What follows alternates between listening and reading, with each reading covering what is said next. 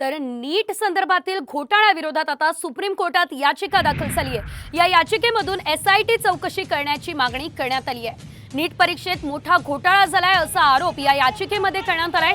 तर नीट परीक्षा रद्द करण्याची मागणी सुद्धा या याचिकेमध्ये करण्यात आली आहे।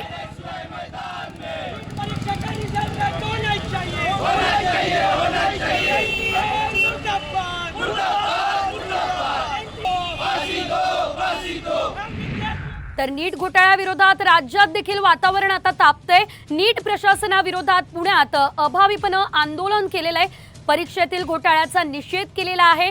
तर पुण्यातील फर्ग्युसन कॉलेजच्या गेटवर अभाविपने आंदोलन केलेलं आहे। निकालाची फेर तपासणी करून परत निकाल देण्याची मागणी या विद्यार्थ्यांनी केलेली आहे। अखिल भारतीय विद्यार्थी परिषदेकडून हे आंदोलन या ठिकाणी सुरू असल्याचं आपण बघतोय।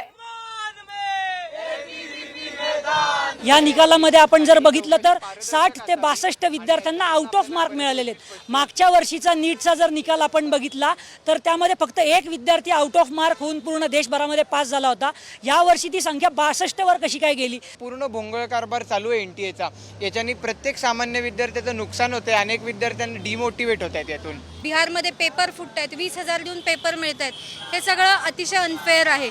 या विद्यार्थ्यांसाठी लवकरात लवकर कठोर पावलं उचलली पाहिजेत, लवकरात लवकर ह्याचा रिझल्ट लावला पाहिजे।